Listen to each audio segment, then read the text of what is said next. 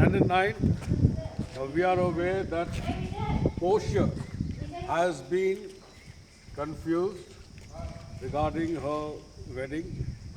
Okay, she has been denied the right to choose a husband of her own choice. But now 6 suitors have already arrived. And Narissa has informed her that now what should we do about the 6 suitors who have already arrived.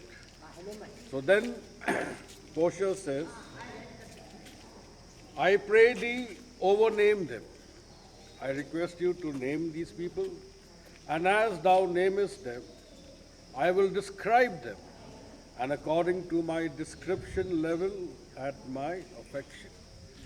As per you describe them, you mention the names, and I shall describe them, and then you can judge whether the suitor is actually really suitable for me to marry.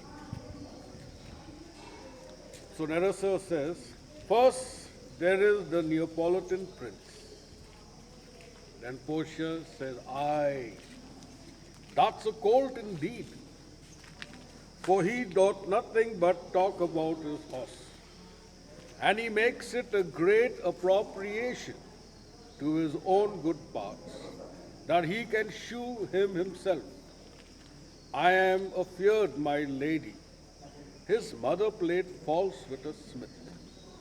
Now the first suitor was the Neapolitan prince, and here Portia criticizes him and says that he is a colt indeed. Means he only knows, he's like a horse, and he only talks about horses.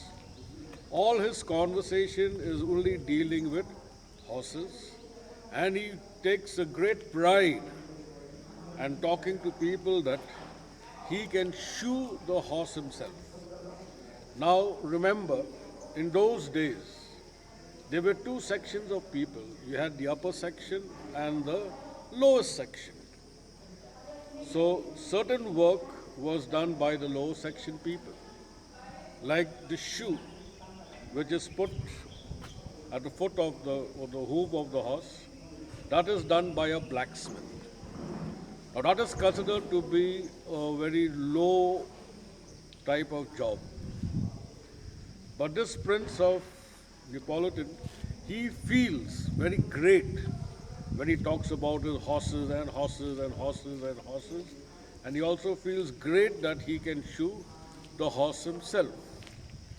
Here Portia has been a little naughty and passes an unforeseen remark and says the way he talks about the horses, it seems that his mother must have had some relationship with a smith, means with a blacksmith. So here she tries to pass a very strange remark and makes fun that his father may be a blacksmith. So that is exactly what Portia is trying. Now she is criticizing the first suitor, a man who only talks about his horses and takes great pride in showing the horse. So in other words, he is not suitable to be my husband.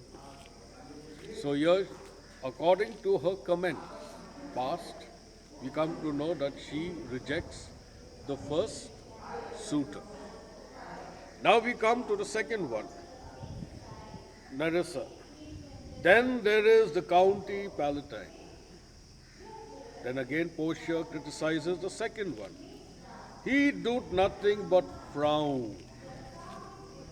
Means this County Palatine has a very sad looking face. As who should say, and you will not have me choose.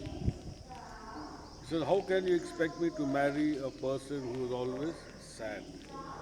He hears merry tales and smiles not. It's very strange. He hears funny stories, funny jokes, but he does not even smile at all. I fear he will prove the weeping philosopher when he grows old.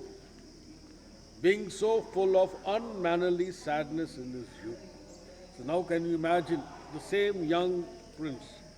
He is so sad. Okay, his sad expression. He looks like as if he is a weeping philosopher. Now you could imagine in his youth he is so sad. Could you imagine what will be his condition when he is or when he turns into an old man? I had rather be married to a death's head. Says in that case, I would prefer marrying a skull with a bone in his mouth than to either of these. Okay. He says, I would prefer marrying a skull with a bone sticking in his mouth. At least that would amuse me. At least I can look at that and laugh. But I will not be able to stay with a man who is always having a sad look on his face. Then she says, God, defend me from these two. So here she prays that God should protect her from marrying such kind of suitors. So now I shall end it till here. I will not rush with. So the next class will be the third and the fourth suitors. I shall be sending the soft copy of your question and answers. Please write it down in your copies. Thank you.